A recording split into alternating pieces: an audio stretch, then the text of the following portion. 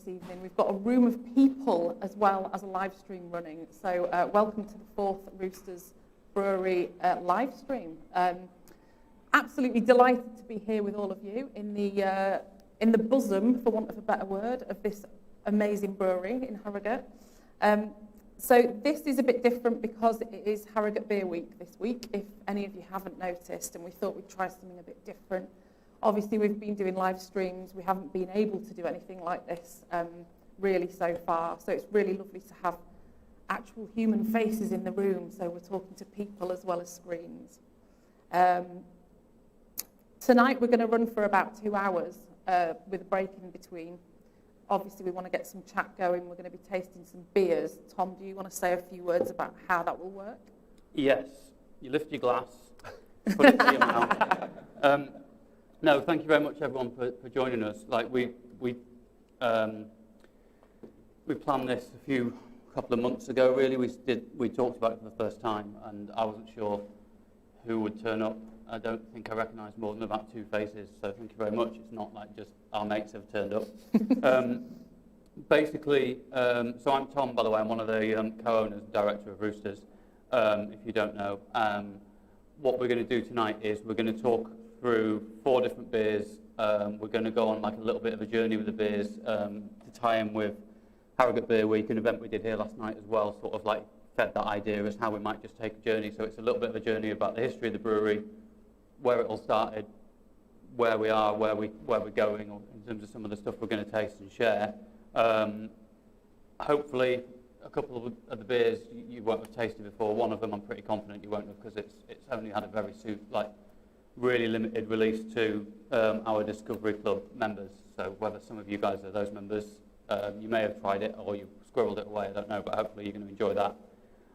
We've got, this is Stu to my left, so I'll let you have a word in a second, Stu. But for the people in the room, we've got Josh and Ellie floating around, helping out, bringing the beers out to you guys as we go on this evening. Some of you probably, a lot of you will recognise them. Josh used to be our manager here, Ellie's his better half. They've successfully ditched us and gone and started their own fantastic bar in town called Paradise.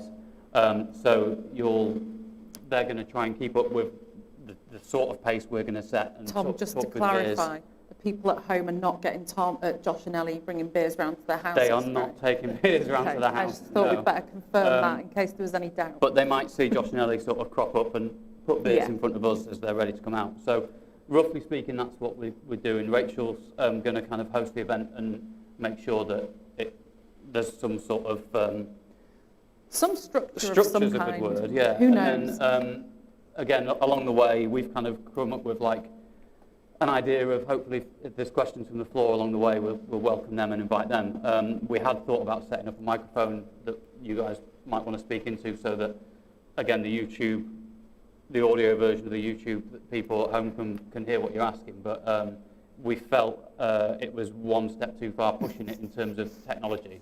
So when we get to the point where Rachel will probably invite you to anyone, if you want to ask a question, it might just be shout it out, and then we'll relay it for anyone who didn't hear. That's about the gist of it, and over to you, Stu. Hello everyone, thanks for coming. I'm Stu, been with Roosters 8 years now. I'm the brewing team leader, so I brew, I organise, I do a bit of everything really. So yeah, hopefully I'll be able to answer questions on the more technical side,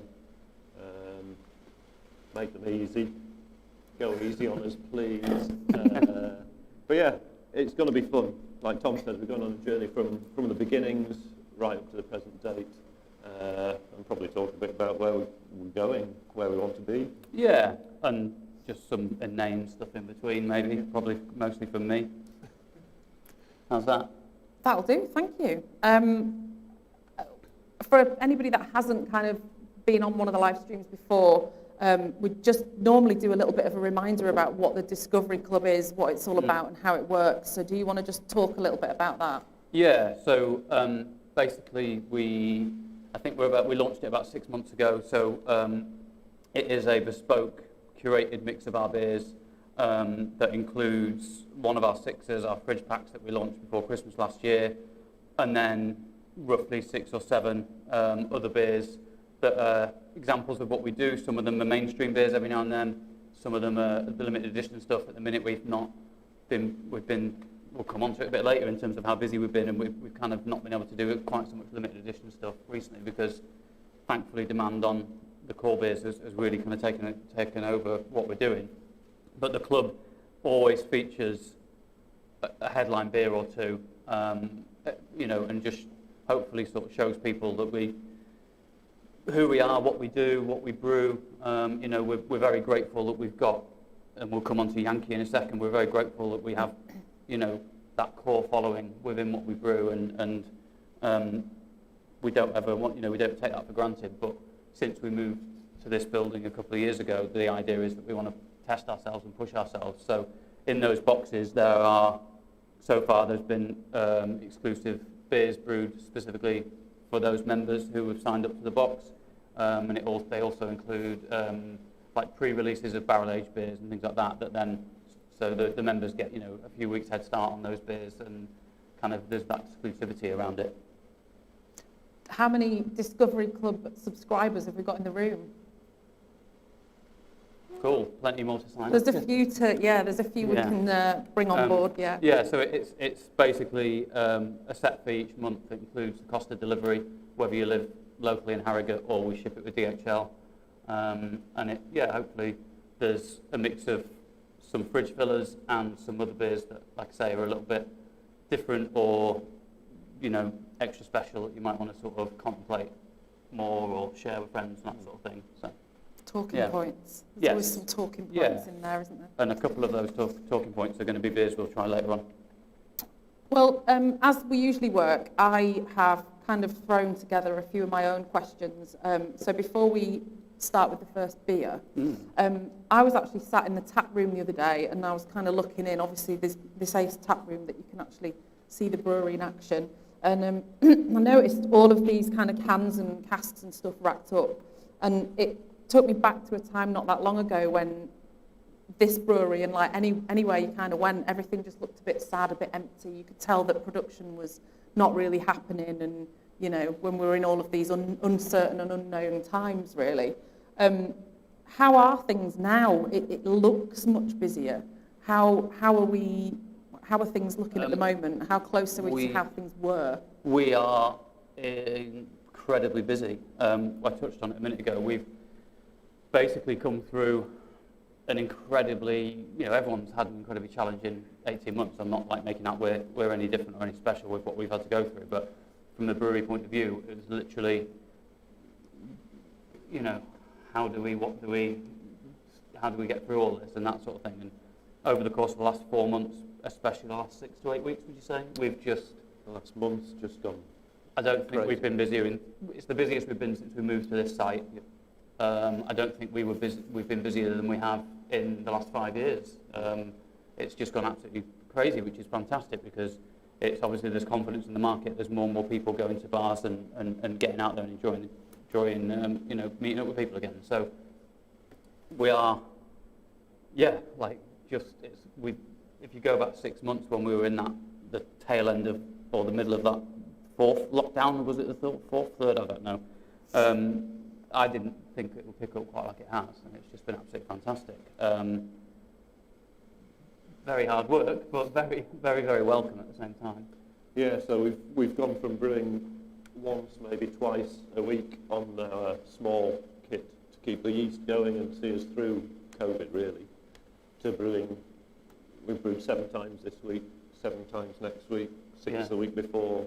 Every vessel you can see behind us is just full, and we've just upgraded our canning line to try and help take some of the pressure off on canning days and things like that. So very, very, really pleased at the moment. That's really good to hear. I'm hearing more and more people kind of going, we just didn't know if we were going to open the doors again, and it was terrifying, and now they're kind of seeing it in some way bounce back. I know that things are still uncertain and we're going to kind of live in these choppy waters for some time, but it's really nice to hear people kind of feeling that sense of hope again, that things are picking back up when there was times when they thought they might never see that again. Yeah, and we had it on the last YouTube video we did. We had Howie, who's one of our taproom managers, join us in place of Stu, and he was talking about, people booking events in the event space we've got upstairs, and you know, we've had a few private parties that have come, you know, that we've been able to kind of put on and host people, and people who'd booked pre-pandemic before COVID was even a thing, and they've kind of just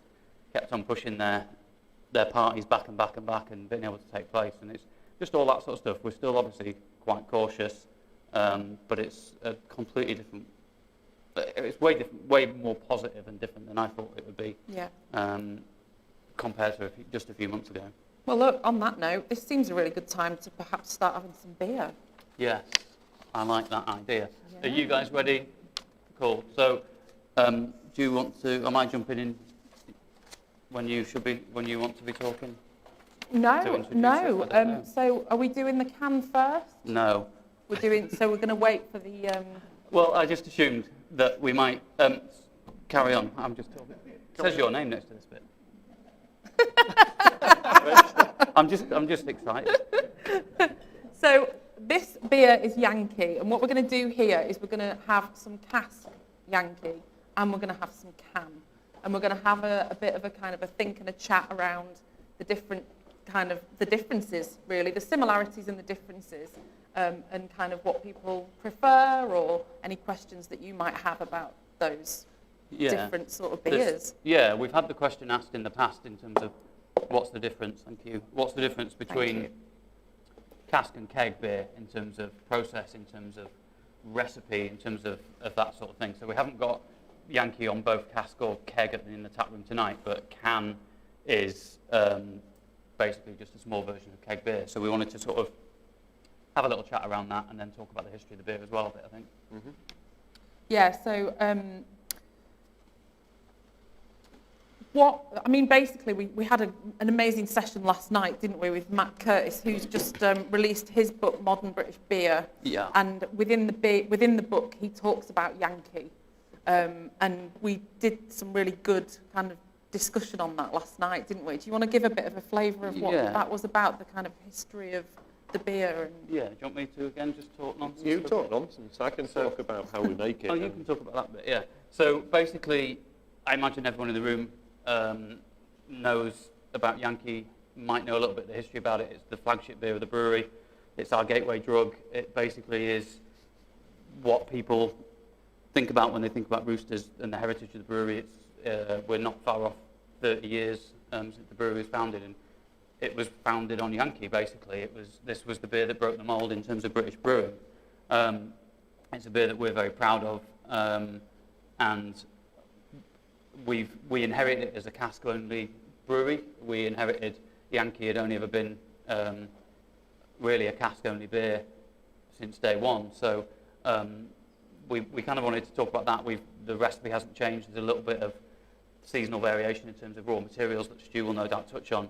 But what we did in late 2014 was buy our first canning line, and one of the first beers that we decided to put into a can was Yankee, and we changed the experience to a degree in terms of it's force carbonated. It's not quite as soft. It hasn't gone through a natural secondary fermentation in the cask, gone through a hand pump. So it basically just we wanted to just sort of do a little chat around that and talk through it, because we'd have been asked, is it a different recipe for the can, or what is literally the difference between the different package types or service types. So while you have a chat, do you mind bringing the cans are already on the table. Yeah, so for people in the room, if you want, you've got an empty glass, and the purpose of it is to, if you want to sort of pour out a bit of Yankee, it's roughly half a can or a can between two people, depending on how you sat. And then Stu's going to tell us all about it. Okay, so like Tom said, the biggest difference in the package types is the can and keg version is obviously carbonated and served out the fridge or chilled. There's very little difference in the brew day itself, so the malt we use is exactly the same. If it's going for can and keg, we'll put a little bit more wheat in. So it's just Golden Promise Pale Ale malt and a tiny amount of wheat. A little bit more in the can and keg, just to give it a little bit more mouthfeel, because the can and keg version is going to be filtered give us stability. The biggest difference in the process is 10 days extra in conditioning for the can and keg version. During those 10 days, we'll add more hops, which seems crazy because we're then going to filter it and strip those hops back out, or some of them. But the idea, when we decided we were going to can and keg it, as well as the cask version, although they're completely different beers, a different drinking experience, we wanted the flavour profiles to be as near as damn it the same, because it's the same beer, it's Yankee. So to do that with the can and keg version, because we know we're going to filter it to 1 micron to make it stable for the can, we add more hops in the conditioning tanks. It gets a few days extra hop contact. We take the solids off, we fine it, we chill it to 0.5 degrees, and then we filter it into a bright beer tank where it's force carbonated through a carbonation stone, and then sent to the canning line, or the keg, kegs are filled. So hopefully the hop profile, the hop flavours are the same kind of biscuity malt influences, and the only difference should be the fizz from my point of view. The appearance, the clarity, the colour, everything should be the same. Naturally over time, because Stu's mentioned we lightly filter the beer,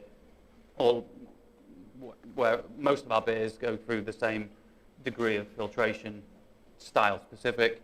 So we're not completely stripping it back, because you're going to take flavour and aroma out. But we do that to ensure that beers like Yankee, where we want it to resemble what it had looked like for 25 years before we put it in the can. It has to look like that. Over time in the cans, there will be a gentle level of haze will form, because we've not stripped it back to the nth degree. There's just going to be a protein haze. It's not sterile filtered, basically. We've taken the filter fine enough to get any yeast out, so the cans and the kegs are safe, but it's not sterile filtered. So a little bit of natural haze over time shouldn't affect the flavour. We put a year's date on them, don't we? We put a year on the cans before, and we keep shelf life samples of all the runs, and we can taste them after 3 months, 6 months, and at best before date. You can tell we're spoiled here because we drink fresh beer. If you go to the supermarket, it's not fresh. It's been shipped here, there, and everywhere, and been on shelves, and probably 6 months old. And so, you notice when beers get tired, but we think a year's a fair. Yeah, we do sit and taste, like the shelf life samples that Stu mentioned. So we are comfortable and confident in what we're doing. It's not just sort of, oh, that'll be fine, let's just wing it. I mean, I noticed a chap at the back picked his can up and looked on the bottom to see when this one was canned. Did you get a bit nervous? No. I know for a fact that we can't keep Yankee.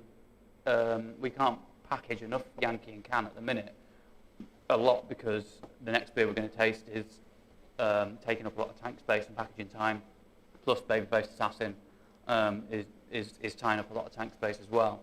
So this can, what date is it today? 20-something. I think this was canned two weeks ago to the day. So, for a lot of you guys, this might be the freshest that you'll have it in a can. Where possible, we always try and make sure that the stock that's going through the tap room is as fresh as possible. Depending on the beer, again, some beers do, dark beers in particular, whatever, they do evolve over time and age a bit. So we're a bit more sort of relaxed about those ones. And the stronger ABVs last longer as well. Yeah. The alcohol content helps preserve. Going back to this, though, we need to talk about the hops, don't we? Yeah, that's a good idea. So, since 1993 we've been brewing this. It's always been a very simple malt bill of Golden Promise or pale ale malt and a little bit of wheat. The hops, it's 100% American Cascade hops go into it, and they have done from day one really. It's about 14 IBUs, bitterness units, and yeah, there are seasonal variations in the hops. Obviously, they're a natural grown product, so much like grapes, one vintage will be different to another depending on conditions, growing conditions. So yeah, sometimes it's the bitterness units we get from the alpha acids within the hops. Sometimes the alpha acids change year on year, in which case the volume of hops that go in might change, but you know, we work it out so that the bitterness is always going to be 14 and consistency is there year on year. Tom's brother Oliver, head brewer, he goes to the States once a year.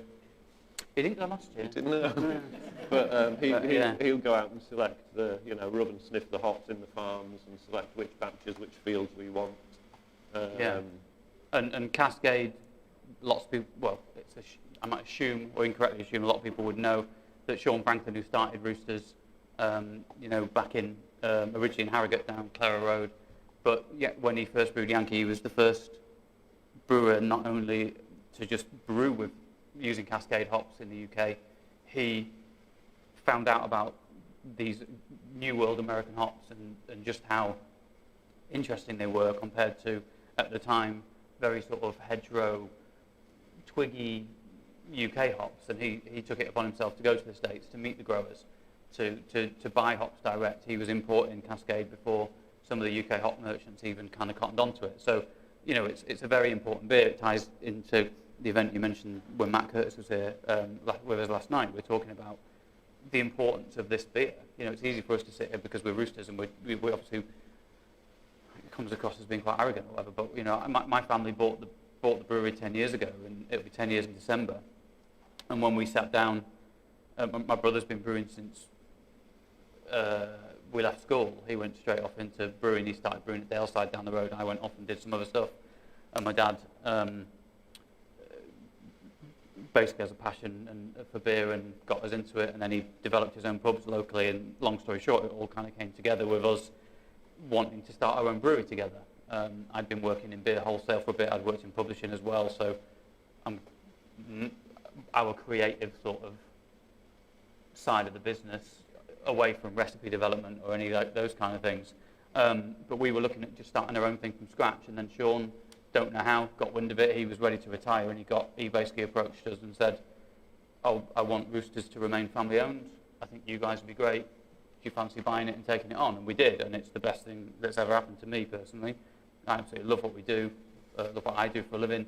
But we inherited a brewery, and we knew exactly what we wanted to, what we were taking on. We knew that it was time to sort of develop it, but we were very conscious that, you know, this couldn't change. We recognised the heritage of this beer, and we've been very sort of proud to kind of carry the torch. And one thing, you know, we do. Stu mentioned about the seasonality of the hops and having to sort of adjust the hop additions to make sure that for anyone drinking it, Yankee, it always tastes the same. It always, you know, it's consistent. But we do get people sort of occasionally asking, have you changed the recipe? And the answer is no, other than, like I say, those slight tweaks here and there. Brewing is a combination of science and art. So it's understanding what changes or what tweaks, you know, if the water profile is different one day to the next or something like that. But people's flavour, perceptions on flavour have evolved in the last 25, 30 years. You know, I'm told, I was too young to legally drink then, I was told, you know, that this beer absolutely blew people away, turned their heads. They couldn't understand how floral it was, how just, you know, it was like nothing else they tasted at the time. And I love hearing that, and I get it. But then fast forward 25, 30 years, there's loads of, and we're going to come on to, this is part of the progression of the evening that we wanted to talk you guys through or have a chat about. In the last 10 years since we've owned the brewery, styles have evolved, sub-styles have been invented, created. You know, it's a completely different landscape, craft beer. It's just, it's unrecognisable from 5 years ago, let alone 10 years ago. So we will get people, we do get people asking, have you changed this, have you haven't? The answer is we haven't, ever, other than, you know, that sort of seasonality of the raw materials. But it's just, you know, things have evolved, and whether that is, unless you, I mean, I'd love, you know, I'll stop talking in a second again, but that what I've just said then, in terms of things have evolved, does lead us into the next beer. But I'm mindful that you might want to chip in and talk about Yankee as... Well, we were saying last night, weren't we, this is like your best-selling beer still? In cask, Cask? Yeah, roughly speaking, of the cask beer we brew, I would say Yankee easily accounts for about 40% a year of all the cask beer that we produce. You know, it's still there, it still holds its own as being... you know, one of the flag bearers for the brewery. And we were also talking as well about how important it's become for breweries, no matter how kind of adventurous they get, or, you know, the barrel aging projects and all of that are kind of offshoots, but how important that kind of consistent core range is, having that sort of heritage within a brewery, how important that is. And it's become even more important almost over the last 18 months. People have started reappreciating those kind of like beers that some might have thought had kind of had their day or whatever, or got left behind. I think that's a really valid point, and it immediately, you saying that, puts me back, where are we now, September, puts me back to April, May last year, when you know, there was that 4-month lockdown. We'd never experienced anything like it, all of us. And me and Josh basically spent almost every waking minute packing web shop orders, reacting to just the incredible support that we had from people, that outpouring of, oh shit, I can't go to the pub anymore, and oh shit, they're going to be struggling because they've had all of their revenue stream kind of pulled from underneath them. And the way people, you know, supported us, and whether they were local or whether we were shipping to different corners of the country. Yeah. But one of the noticeable things was, and it was really nice, was people like Yankee and Babyface as well, but they were literally like, I need my fix, that's my, you know. Yeah.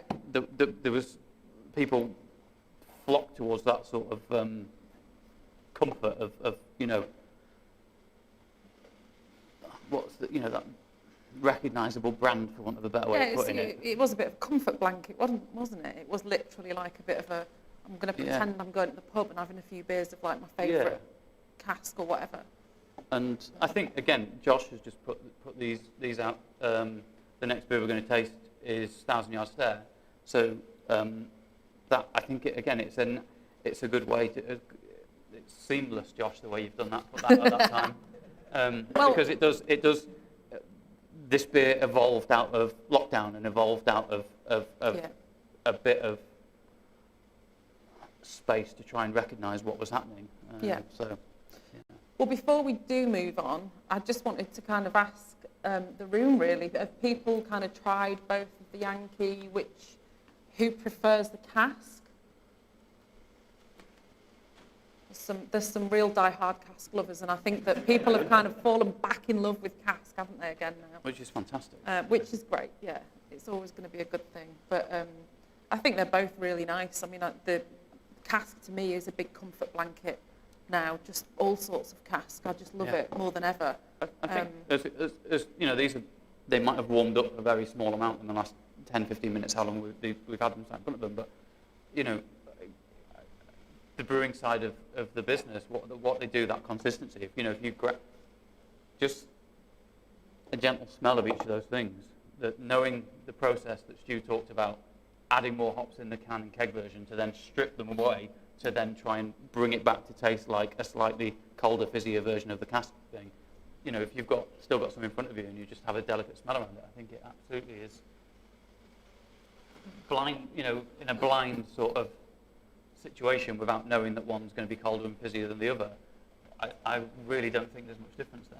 No, well, that's the way it should be. And, we talked about consistency in the cask beer and how every batch should be the same, and when the landlord changes his barrel and you get the last pint out of one and the first pint out of another, no one should notice, and that's exactly what we were going for here. You should, it's recognisably Yankee. It's same profile, flavours, same weight really, but yeah, the difference is just the fizz. And yeah, we go to a bit of trouble to get there, but Yeah. you know, what was the point? We would have called it something different, you know? Yeah, absolutely. So hopefully you found that to be an interesting sort of way in, and we've talked about, I've touched on the history of the brewery a little bit there. Are we ready to, I keep on trying to bring it, I know, you really segue want this into beer, like don't this. you? Oh, Can I we- yeah, just because- completely take it off topic? Not, Yeah, not sorry. completely off Yeah, topic. we have got a script actually, haven't I've we? got a quick question just to Yeah. throw in. Go on. Obviously mentioned that it is Harrogate Beer Week. Just Yes. going to plug that one again. You were involved in, there has been a special Harrogate Beer Week beer brewed. It was brewed at Turning Point, but ultimately the idea was that it was a kind of coming together of all of the local breweries to make this beer specially for the week. Has anyone had it? A few hands going up. I think it's absolutely delicious. We do have it on the bar tonight. Is it on keg? On keg on the Yeah. bar, yeah. I believe that Stu particularly was quite involved in kind of I was that involved. recipe. Yeah, I was involved to the point of brewing up there and talking on the phone. Like Tom said, we've been mad busy. We had And the so best we- intentions. but- we would have loved to have gone down there and chucked some bags in and dug out his mash tun, but we had our own to do. So yeah. yeah, so no, I spoke to Luke on the phone a couple of times about, you know, ideas and developing the recipe. And yeah, he's come up with a cracking West Coast IPA. It was extra pale malt, I believe, and the hops, Simcoe, Centennial and Amarillo. And actually, the yeast they used Oh, segue. is the same. It's like we planned it. So we should have touched on this with Yankee. We have our own house strain, which makes our beers quite recognisable. Obviously, the core range is all brewed with our house strain, which we crop and we repitch. Some of the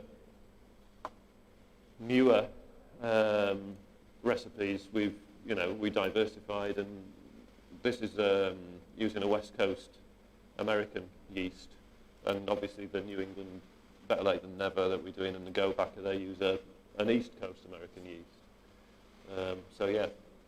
Yeah. And again,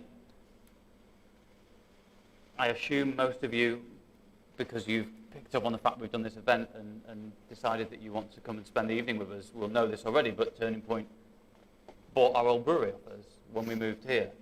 And turned it into a palace, I believe was the Yeah. phrase last night. Did I say that? It's Someone said that. Right, It it is is very unrecognisable. unrecognisable. We managed to, all the sort of stuff that we couldn't find a home for and were tripping over, once we moved that out of the way, they had a good opportunity to put down a proper floor and a lick of paint, and they've done a great job with it. We brought the fermenters and the tanks. All we left then was the brew house.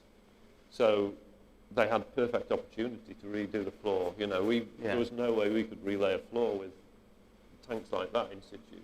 And if anybody wants to go and see that, they are doing brewery tours this weekend as part of Harrogate Beer Week again. So you can go and have a nosy, and I think they're shutting then until next year, the tap room. So it is the last chance to kind of go and see what we mean. It is a palace. There's some shiny white tiles, Yeah. and Luke is pristine. Yeah, it's another nice sort of, you know, it's such a nice industry to be involved with. You know, like we're in competition with them, but you know, we share ideas. We pick up the phone. We collaborate. We want to help each other because you know we're fighting a common enemy in the taxman. That we, you know, we're brewers and breweries are all, you know, looking out for each other along the way. Especially now more than ever, I Yeah. imagine. Well, we'd won some awards. We were at an awards do, and Turning Point had won a couple of awards, and they were there for the same thing. And Aaron, who's one of the co-owners, co-founders, came and basically said, "Oh, I've got wind that you guys are moving. Can we buy your old brewery off you? Can we move in?" And you know, it was like, yeah, what a perfect solution. Like, we're inviting competition onto our doorstep, but it wasn't. You know, it was just sort of like they're looking to make the next step. Let's try and help them with it. Yeah. Obviously, make them pay for it, but Yeah. Not But too it- many favours. No, but you know, that's kind of, you know, always been our approach, and Sean Franklin's approach. You know, is always, to a degree, an open book and willing to sort of share what we learn and help, you know, collaborate in that sense. So. Well, I'm delighted to say that it's now time to open the next beer. We missed all the opportunities to segue into it, but Where's your Let's can? go. yeah. So, 1,000 Yard Star, a hazy pale, 5.4%. Yeah. You've already said a little bit about this, but do you want to elaborate on any of that journey element? Again, if you don't mind me, Stu, I'll start talking about it and hand over to you.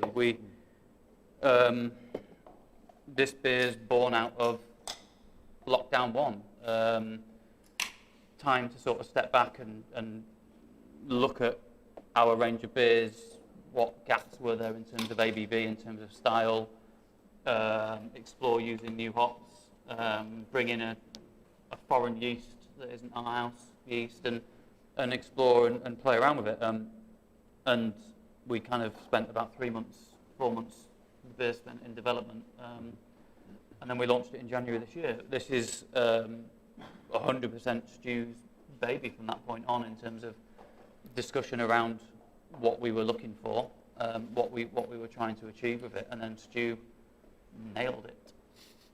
I nailed it at about the 4th attempt. Was it 3 or 4? There's a process to go through. We did market research. We looked at beers that we liked. We knew the style we were aiming for. We knew the flavours that we wanted in there. And yeah, I did 1 trial brew. Not quite there. 2nd trial brew, even further away. Third or 4th one, it was like, you've nailed it. This is what we want. So yeah, it was a long process, but we had the time. You know, we weren't brewing 5 days a week, and so yeah, we did a bit of development and came up with 1,000 Yard Stare. And it's ace. It's the beer of ours that I take home the most and drink and enjoy the most at the moment. I mean, that's not doing a disservice to anything else we do, because I don't think we brew a bad beer. But I've just thought of You've something. thought of a bad beer we no, I've just thought of something now, because this was developed. It was going to go can and keg, and all of a sudden, we racked 30 odd casks of it yesterday.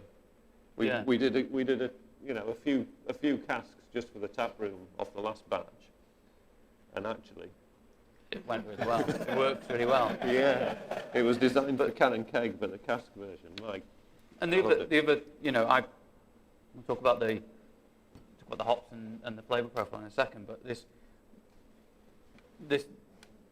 we have a couple of major retailers that we sell to. We've been working with Morrison's, or they've been buying our beer from us for maybe 3 or 4 years. We didn't, you know, they badgered us for a long time to get Babyface Assassin on the shelf. We didn't have the capacity, and thankfully they kept knocking on the door, and once we were in a position to do it, we kind of were able to get that beer out a bit further afield, and a few supermarkets have picked up Babyface in particular. But this beer is in Waitrose. It's gluten-free, which I don't think we've mentioned just yet, so it's another thing. We went vegan friendly with 99.9% of our beers about 6 months before we moved here, I think, or maybe a year before we moved up here. Having a conversation, well, let's explore adding 1 or 2 vegan-friendly beers to our range, and trying to get a beer listed with a supermarket is very, very difficult. Unless you have such a well-known brand that we're very happy with our lot. People who know about us. We're still a bit of a well-kept secret, I think, out there in the wild. In terms of there's other breweries that are far bigger than us or do a far better job of putting themselves out there. But we sent a sample to Waitrose, and you normally spend about 6 months trying to get a beer in front of the right person. and then they've got to like it, and then they might decide to list it, or they've got to wait another 4 months until, you know, an opening crops up, and 8 weeks after we would release this, it was listed. And I just think it's a testament to the way, you know, we nailed it. You know, I didn't brew it, but we taught ourselves some new tricks along the way. You know, I touched on before, we used a new hop that we hadn't used before, which I just think gives it such a unique aroma and flavour compared to a couple of other beers we do. Mm-hmm. Yeah, it's I think it's, in a lineup, it stands out, doesn't it, as being different to the other Roosters beers. And yeah, some of that's down to the yeast, but definitely the hop. It's a blend of Mosaic and Equinox. We'd not used Equinox before, but I'd identified that as something I wanted to play with. And when we were doing our market research, there was one beer in particular that I liked, and actually I didn't know which hop it was. I had to look and to find, and it ended up being Equinox, and it's like, all right, well, that's why I want to play with that. That's why we like it. This sounds like good market research, by the way. We do it every so often, don't we? Yeah, we do drink beer a little bit. No. Yeah. So yeah, the hazy part of it comes from a much higher wheat content. Wheat and oats make up 45% of the grist, and obviously we use extra pale malt in this one. So if you looked at it next to the Yankee, it's lighter in colour, and the wheat and the oats just give it that gentle haze. This beer doesn't touch the filter. We chill this colder than we normally would, and we leave it longer in conditioning to drop out everything we can. And we're happy that this is stable as well. With all our canned beers, we get the dissolved oxygen level. If there's any oxygen in the beer when it goes into can, that's a recipe for disaster, for flavour, colour, but also if any yeast did get through, you know, that's a little bomb you've made. So we get the dissolved oxygen levels to below 50 parts per billion, which is kind of industry standard is 100 parts per billion. We go lower if we can. And with this one, we get lower than 30 parts per billion oxygen in there, so that we know, yeah, we've not filtered it, but we're happy in the knowledge that there won't be any fermentation in the cans or kegs. So yeah, gentle haze from the wheat and the oats, and the hops, Equinox and Mosaic, added very late on, and in the fermenters, and lots in conditioning as well. And the yeast strain gives it that kind of West Coast tang as well. Yeah, there's two things that just popped in my head as you were describing it, and Stu, that are worth mentioning. One of them's actually just fallen completely out of my head again. It's quick. It's a roller coaster. Yeah, honestly. It's been a long week. I had a lady email us today actually, because it's gluten free, but she had bought some, and she's gluten intolerant, and she'd noticed on the side of the can that we list the ingredients. It's got malted barley and wheat in there that are allergens. We can't not list them because they are part of the recipe. They form that, but how are they in there? And it's still gluten free. And she was concerned because she'd bought it and was looking forward to try it, but wanted to just get some form of clarity on it. So I actually replied to her this morning and told her how and why. So I don't know if you want to mention that. It's probably, like I say, I think it's a reasonable. How can it be gluten free and be brewed with malt and wheat? It's a very expensive enzyme that we add into the fermenter, which eradicates the gluten basically. So I've got the gluten report back this evening for the one that's in tank, and we have to get the gluten levels below 20 parts per billion. For Europe, the States is actually lower. It has to be less than 10 parts to be gluten free. But so yeah, we put the enzyme in. It takes it 4 or 5 days to eat through it, and then I send it off to the lab to get tested, and 2 days after I get a report back telling me whether it's safe. Yeah. And on the occasion that if it comes back and it says it's not safe, we can put more in the conditioning tank, give it more contact time, and it'll still go through it. So it's every foolproof. Every batch of this and Go Back or our other gluten-free beer is sent to a lab, and we have it absolutely confirmed that it's well below the legal threshold of being able to call it a gluten-free product. I still can't remember what the other thing was, so I'll probably interrupt you in 5 minutes for that one. That's fine. We might be on a break when you remember. You'll have to write it down. I will do. I mean, I was going to ask questions that I think you've already answered about it being hazy and stuff. And then I was going to ask if you had any other gluten-free beers, and you've just answered that one. So Yeah. you're too good at this. I know, sorry. So have you got anything more to add about this particular beer? I think it's great. Oh, go, quick. So, sorry, I'm really rude of me. So I was just going to touch on, it popped in my head when Stu mentioned about, you can see that this has got extra pale malt in it compared to Yankee, which isn't quite as light in terms of overall appearance or colour. The reason why we included this as beer number 2, so we talked about Yankee, we talked about that being nearly 30 years old. This is, I think, a really good representation of where the market has evolved, or how the market's evolved over the last couple of years, and our interpretation of how we see a modern pale ale in that sense. We still brew ever-changing 4.3 cask specials, pale ale that use a very similar malt base to Yankee. But this is, we've included it as a slight evolution in terms of that, in terms of the pale ale as we are sat here today. And you can, again, I mentioned it before that people, and there was a chap at the back nodded when I said it, that when Yankee was first out there, it was like, what is this?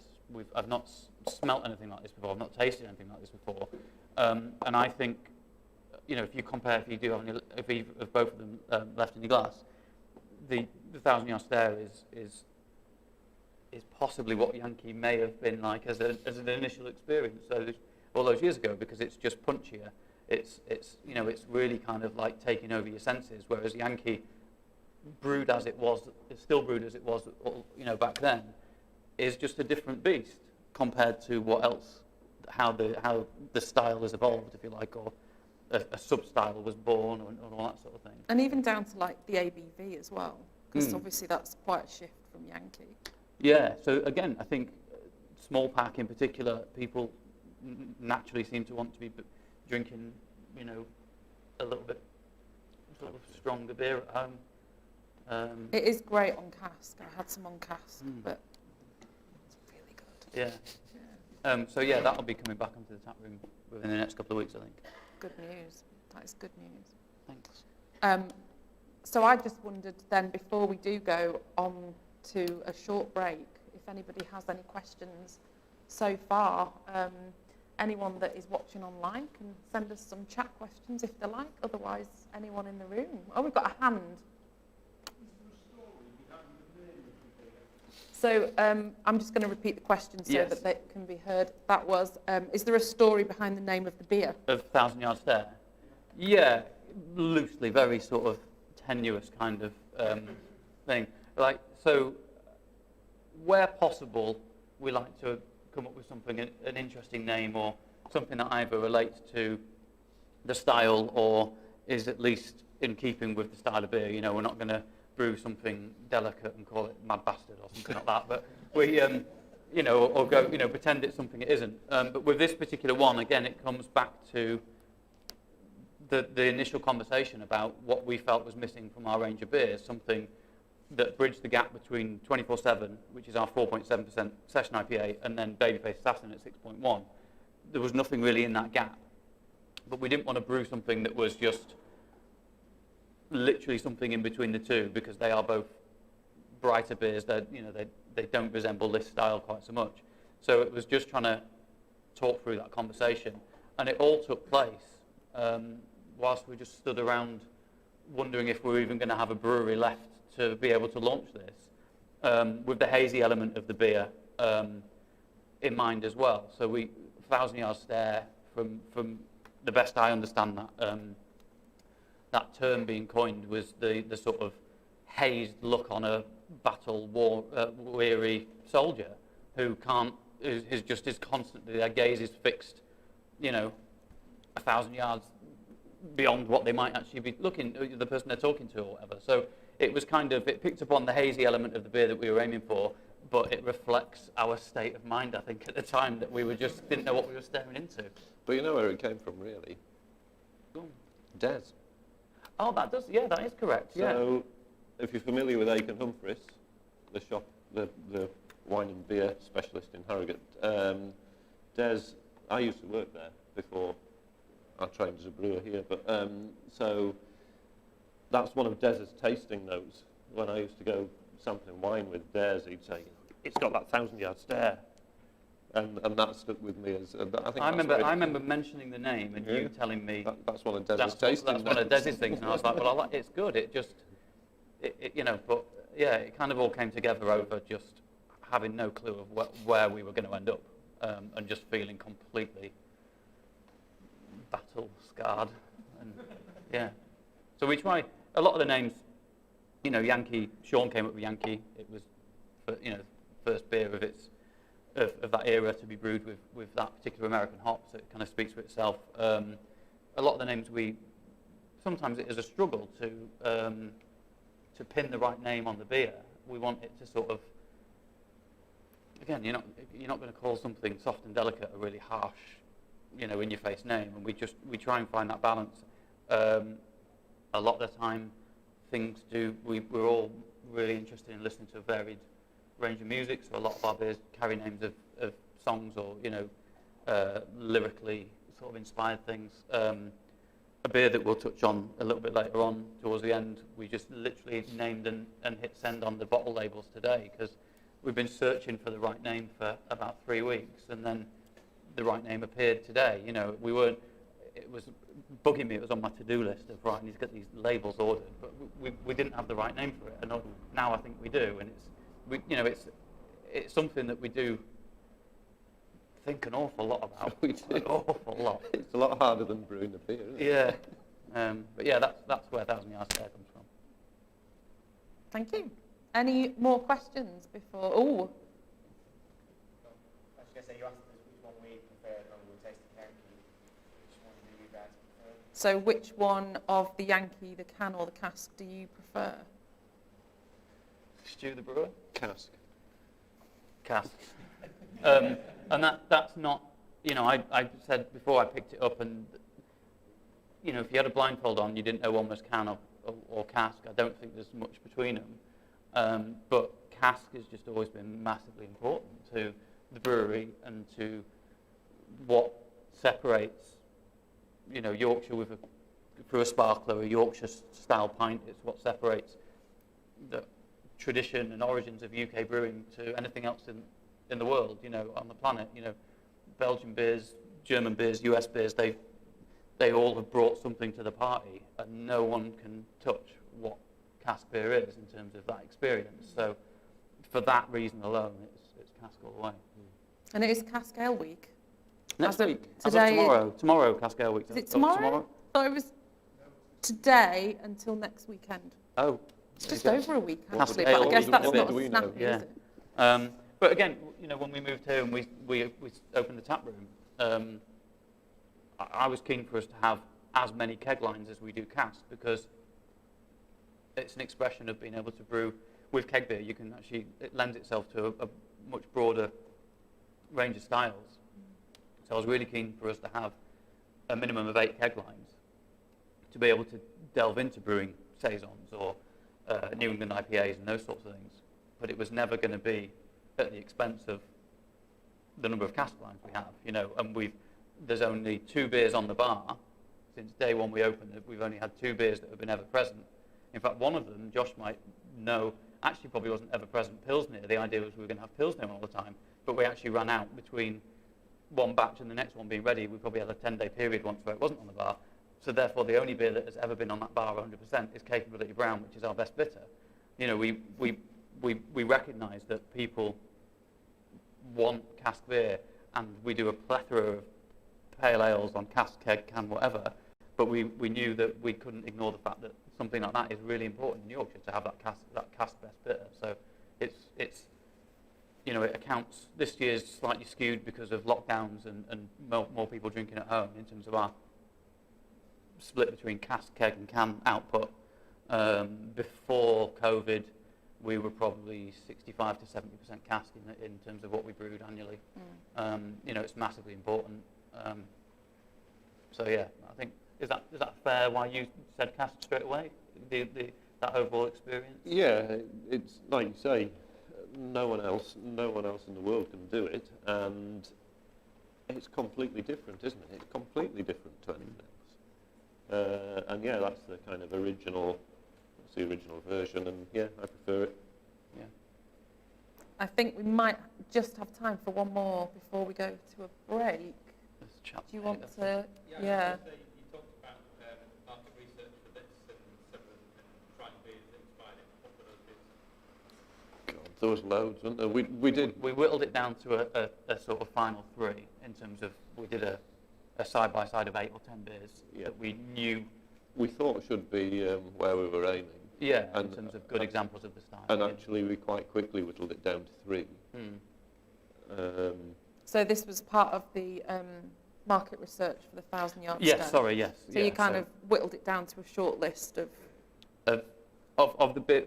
Yeah, we went out and bought cans of beers we were aware of, had tried before, enjoyed, and then dissected them in terms of like discussed them. It was me, my brother Ol, and Stu, and very easily drew up our top 3. Yeah, and we were quite unanimous on that top 3, I think. Yeah, I think we absolutely were. And we weren't far off. Should we tell them what it was? I don't know. So there's 3. I'm happy to tell. Go them. on. There was 3 beers. I can't remember. I know the one that we were actually unanimous on it being The best. our preferred. One of them was Sonoma from Track Brewery in Manchester. Theirs is a 3.8%, you know, slightly more sessionable version, but that was just an incredible example of the style. A little bit more bite to it in terms of bitterness, I think, from memory. Was St Mars of the Desert one of them? I can't remember the name of that beer. St Mars of the Desert in Sheffield do a really good hazy pale, 5 point something %. Yeah, similar ABV, and it was a tough. It was a close call for me between St Mars and the one we decided won. Yeah. So the beer that this is very, I think it's a massive compliment. This is inspired by Daya Steady Rolling Man. To, like I say, at the point of doing that research, we knew what ABV we were looking for. I actually think it's probably, Josh will know, an identical ABV or 0.1 either side of it or something, which was. Was it bang on? Yeah, so that wasn't our intention to start with. We always knew we wanted that bridge between 24/7 and Babyface. We knew what we liked about their beer, but only when Stu wanted to go, and you found Equinox to be, you know, we weirdly kind of came really close to it without realising we were doing that. So Josh was involved. Josh was still involved with us as our taproom manager at the time, but obviously the taproom wasn't open. So he was involved in helping us pack boxes and. No, it wasn't your idea. Josh did say we need a 5.5%. Yeah, we hazy did. pale We in did. the range. Yeah, we did. Okay. But we had that conversation took place across the packing table, building web shop orders. But when Josh had spitefully decided to leave us and go and create his own space, when we launched this beer, and he hadn't been involved in all the sort of research and development and product development. You weren't here, I think, when we actually started to undertake that. When you first tried it, you referred to it as Steady Rolling Stew. Because do you? So yeah, because it just naturally resembled that thing. And I think, Daya brew some absolutely fantastic beers, and I think it's a massive compliment to them that we honed in on what they were doing without trying to actually create a clone. And you know, I think again it is where it ended up. But they were the sort of three, the pick of the bunch that we sort of were inspired by on that take. In the same way, you know, Yankees inspired God knows countless beers, I'd say, since its creation. So Excellent. Secret information there. As long as Yeah. no one tells anyone else, we'll be all right. You wound up to nicking the Jubilee idea off Thornbridge last night as well. What are you doing? I answered to that on the last YouTube live. Were you not watching? No, sorry. Yeah, no, I actually said in that YouTube live video, I think you'd asked me and Howie questions along the lines of how do we do this, what do we come up with, and I ended up just sort of shrugging and going, nothing I do is original. I work very hard at not being original. But you're yeah. selective about what you copy, so Yeah, well, you're choosy. It's not a copy, it's inspiration. it's inspiration, and a lot of the time it's trips to the States where it's easier to pass it off as your own idea because no one might dug out that brewery in the same way I might have done, but yeah. Well, do you know what? We're dead on 8 o'clock. Like, that's Wow. absolutely bonkers timekeeping. So we're going to take a short break. We usually only do about 5 minutes, but it'll be there or thereabouts. So Yeah, I think we're going to allow you guys in the room to, you know, go and stretch your legs and whatnot. So if we sort of aim for 5 minutes, 10 minutes, then come back in and we'll take everything up a gear or two. Oh, there's a promise. I meant for the beers, the banter is the same level of like inane chit chat will remain. But So we'll draw it to a close there. Thanks for listening to us so far, and we'll see you in about 5-10 minutes. cool. Thank you.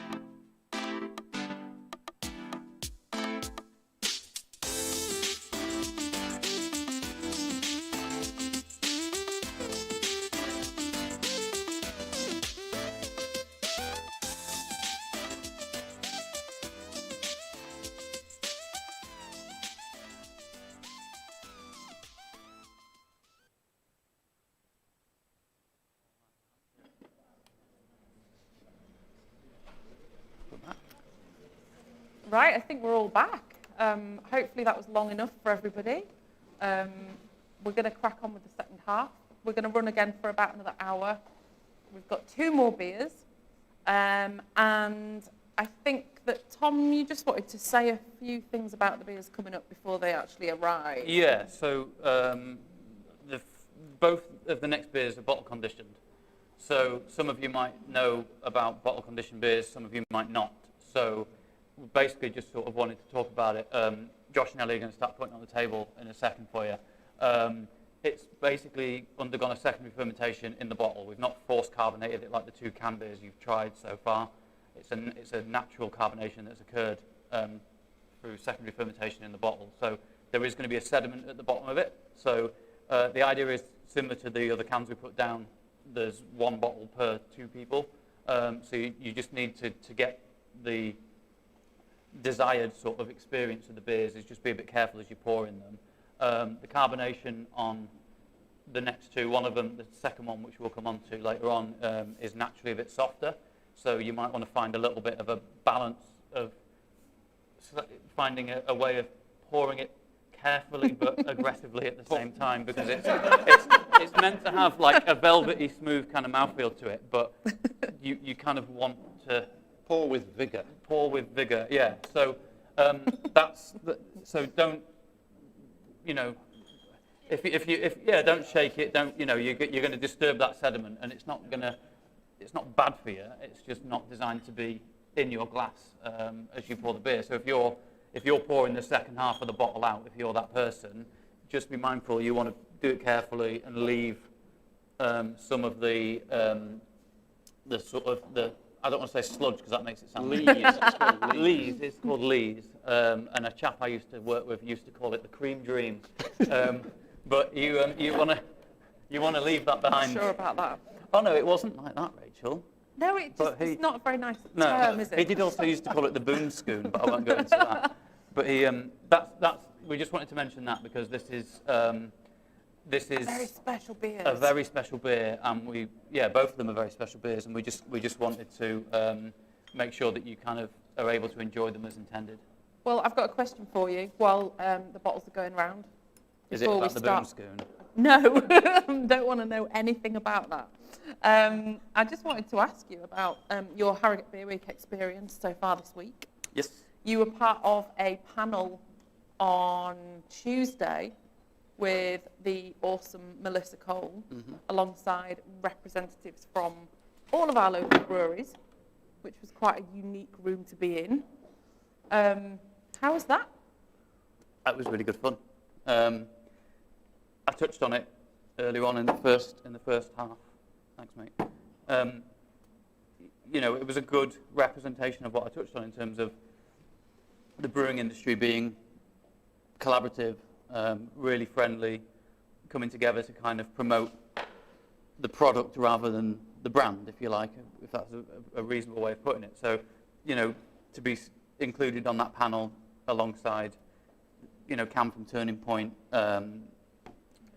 Jim from Coldbath, Rob from Daleside, and Liam from Harrogate Brew Co. It was just really cool because we're all breweries coming at the same thing from completely different angles. It comes back to the gentleman's question about, you know, naming of beers and things and recipe development. It is, for me, what the finished product is a person's or a group of people's personality in a glass. You know, it's absolutely a representation of who we are, what we enjoy, down from the name all the way down to the style that we've decided to brew.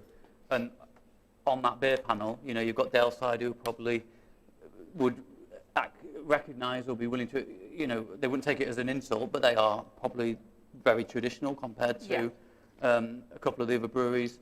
You know, Roosters is as old as Daleside, but a bit more progressive because of the likes of Yankee and what we've developed and how we've moved on. And then you've got Turning Point who do, you know, really kind of far out things. So, and probably Harrogate and Coldbath sit somewhere in between as well. So it was really good fun, and it was nice to sort of get together and showcase that we're all doing the same thing we love, but we're all doing it in different ways. thought it was good fun. Yes, I think for me, like Harrogate Beer Week, because Harrogate Beer Week's my idea originally, so I'm kind of the main organiser of it, I guess. And for me, it's all about showcasing Harrogate as a really great beer destination to the world, and that is like our own community as well as kind of the wider beer world. And that event was really special because it kind of like brought all of our breweries into one room to talk about what they do, and everybody's a bit different, everybody's got different ambitions and motives, and I just think it really shows kind of the spectrum of... Yeah, I think, you emailed us about the idea of Harrogate Beer Week a few months ago, and as soon as I saw the email about it, I was like, this is a fantastic idea. Why has no one thought of it sooner? You know, there's so many independent venues that have got on board, have come up with different events, got behind it. You know, the 5 people representing those 5 breweries on Tuesday were all friendly with each other. We would all bump into each other and hang out for a beer and this and the other. But I don't think we've ever planned to be in the same room together and have a beer. You know, so it was a really good way of bringing the whole thing to, under one roof. That particular event, but it's a really good example of Harrogate Beer Week. And at its core, what you hope you set out to achieve is. We have a really good pedigree across the town. We've got some incredible independent venues and shops, and we've got a really good mix of passionate people brewing, lots of different beers. So, really good. I'm really, really proud of the town that we live in. Like, I've always been a huge beer fan, and I was always just really keen to kind of bring it all together and show everyone, really, because I just think that everyone's amazing. Like, the amount of kind of skill, talent and passion across kind of the indie bars and the breweries in the town, it's incredible. So I hope that we'll have many more, and for year one I'm pretty pleased with how people have kind of grabbed hold of it and gone, yes. Yeah, it's Harrogate, I'm born and bred in Harrogate. Haven't lived here for a little while. I live a bit further out towards York, but incredibly proud of the town, and I think in the last 5 or 10 years in particular, that there's a real sense of indie culture. If you look at the way Coldbath Road's developed, a lot of things that are going on down there. The likes of Major Tom's initially, and some of those bars cropping up in terms of the beer scene. Some of the sort of festivals that you've been involved with, both with the theatre and Women on Tap, things like that. There's a really Harrogate. It's Betty's, isn't it? And if everyone thinks of Harrogate, they think of Betty's, which is cool. That's fine. But I really like the fact that something like Harrogate Beer Week is sort of projecting the town and who we are and what we're about a bit more focused on what's actually going on. Yeah. Thank you. Should we test this amazing beer? Do you want to lead off on this one, Stu?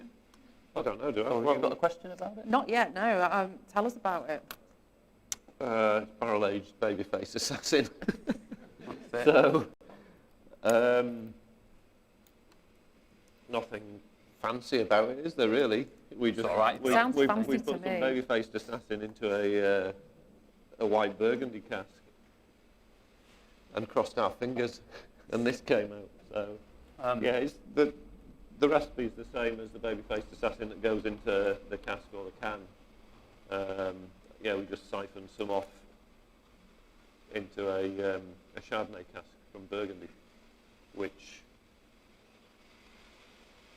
this is the second use of the Chardonnay cask, isn't it? Yeah, so we did the sour saison. We did the sour saison. Repurposed the same Chardonnay barrel. Yeah, we did a Pinot Noir version and a Chardonnay version of the soured saison, and then we chased that with Babyface. And 6er+ Discovery members got exclusive first dibs on those beers. I'm just saying, it goes live at the first of each month. The opportunity to sign up to the subscription club. Nice plug. But yeah, this some of you hopefully will have picked up on the fact that we did the Summer of Assassin this year.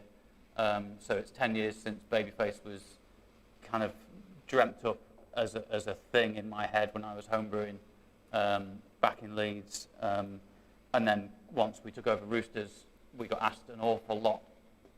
That beer developed a sort of cult status locally within the homebrew kind of crowd, and us friends with people who homebrewed and ran bars, and they were like, how are you ever going to do this where I can put even a small amount in a bottle in my fridge in my bar or whatever? And it quickly developed a kind of small but kind of cult following.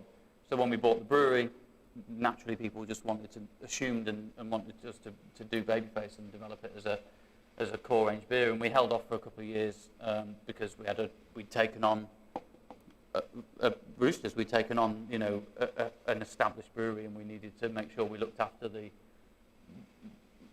what we'd seen, what we believed in, that we'd bought, Yankee, YPA, those sorts of beers. So we wanted to make sure that we didn't just jump into kind of like, someone asked us at the event last night, did we ever consider changing the name of the brewery when we bought it? And it's Roosters. What are you on about? Like, it's got all that heritage. We were never, that never entered our head. So we were very focused on making sure that we did what we carried forward what Sean had established.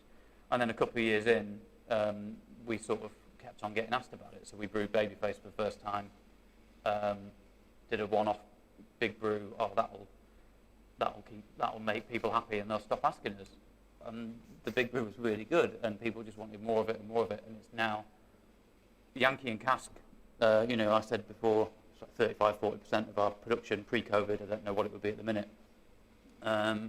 In keg and can, it's 4 out of 5 packaging runs seems to be Babyface. It's less so probably because we've developed the range in 1000 Yard Stare and Pilsner and things like that have come in. But it's just become a really, really good, our flagship IPA. It's a beer that we're incredibly proud of. It might have started as my idea as a home brew. I used to brew beer regardless. I mean, I must have tipped away half the beers I brewed, but they all had names, they all had bottle labels. It was my way of just trying to be creative in and amongst basically being on the dole and like struggling and all that kind of things. I started home brewing because I couldn't afford to go to the pub.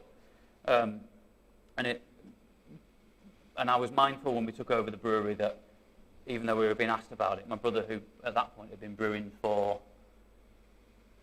crikey, how long was it? 12 years or something. A very accomplished commercial brewer, knows way more than some guy brewing on a homebrew level. Certainly with my sort of approach to it. I mentioned earlier that brewing science and art. I don't know what my approach was. I didn't want either of them to. It was just winging a prayer. I used to brew in my bathroom, yeah, and it was in the back-to-back I used to live in. It was the only room in the house that it was like at a vinyl floor and it was tiled or whatever, so I could satisfy myself 100% that I had sterilised the space, rather than doing it in a carpeted room or whatever. I once did brew outside. I did a double brew day outside because it was sunny, and both of those beers went down the drain. So I did experiment a reasonable amount, but yeah, Babyface was kind of just born out of my enjoyment of experimenting and hoping that 1 in every 2 beers would be palatable.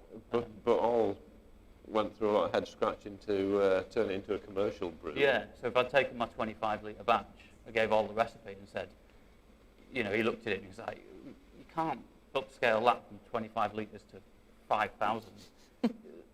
The way I'd approached hopping. So really briefly, I did touch on this on a different YouTube live thing, but the shop I used to work in, Citra, the hop that goes into Babyface, was as a home brewer in 2011, 2010, going into 2011, it was impossible to get your hands on. As a commercial brewery, there was about one brewery it was a hop in development, and one brewery bought basically every ounce you could possibly get, and so on a homebrew level, you couldn't get any. And then the guy that I used to work for scored a kilo, and it did feel like he went and met someone in a car park and got like a kilo of these hops from a small commercial brewery who were based in Huddersfield at the time, and kindly sold me half of it. I brewed one 25-litre batch with 500 grams of Citra, and that was Babyface Assassin. It was incredible. And he brewed, with his 500 grams, I think he eked out 5 different brews, because you'd normally, on a 25-litre batch, use somewhere between 50 and 100 grams. And I got lucky. I had a really good fermentation, because on a homebrew level, you know, there's less control. I don't have a glycol loop or this, that, and the other, and you know, but it just went really well, and then that's what led to it becoming having this sort of cult status, because it just everything clicked and it was really good. But then my brother looked at that recipe and was like, 500 grams in 25 litres is mad. We can't do that. And he went away and chewed over it for a bit and turned it into a commercial beer that has since won multiple international gold medals. Is our biggest export beer that we do. Is in multiple major retailers. One of the best-selling beers over the bar in the tap room. So we're incredibly proud of it. I don't take ownership of it. I came up with a mad idea, and then my brother turned it into the success it is, really. And then you guys carry it forward with being very good at what you do. So that brings us to this beer. So this year was 10 years to the year that I first did that homebrew. So we came up with the idea of doing a Summer of Assassin. So we'd played around with it previously and did the double IPA version and a tropical fruit version, which went down really well a couple of years ago. So we brought them back and then decided to do a New England version and easygoing Assassin, which was a 4.3. Roosters is known for 4.3 beers. That's what we inherited when we inherited our core range from Sean Franklin. 3 of the 5 core range beers were 4.3 pale ales. So we've always kept that going. It's part of, you know, and we get, my wife is the best at it, or a really close friend of mine, but like whenever she's like, oh, what have you brewed today? Even if it's something like we've gone and brewed a hazy this, that, and the other, she's like, always the same. Because previously, it's always the same. It's a 4.3 pale, and you know, it's just, we have developed, and the next beer in particular, you'll really see how we're starting to sort of, since we moved here, we're sort of pushing ourselves a bit more. But the sort of end of the Summer Assassin, the culmination of the whole thing was we took, like Stu said, 200 litres or whatever it was for the size of that Chardonnay barrel. That size? Yes, that size. We took... That's the barrel. That's the barrel there, yeah. That is the barrel. We took... Sorry for the people at home, you Yeah. can't see. Should have got a ticket. We took 200 litres, put it in that barrel, and left it for about 5 months. And it's taken on... It's drawn out Chardonnay characteristics from the wood. I think it's got a touch of tartness to it because it had previously had the sour saison in there. So it's picking up the oakiness and what's been in it previously.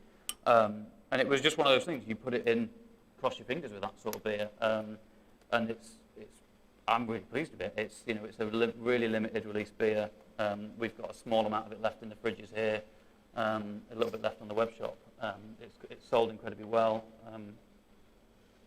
Wanted to, again, the journey that we kind of wanted to talk about tonight. Yankee transitioning up 20 odd years to 1,000 Yard Stare, and then taking Babyface and just sort of taking that in a slightly sort of different direction. Hopefully you kind of get a feel of where we're going or where we've come from and where we want to go. And before the move, we were aspiring to do a barrel aging project, and the move has facilitated that. We've got space now to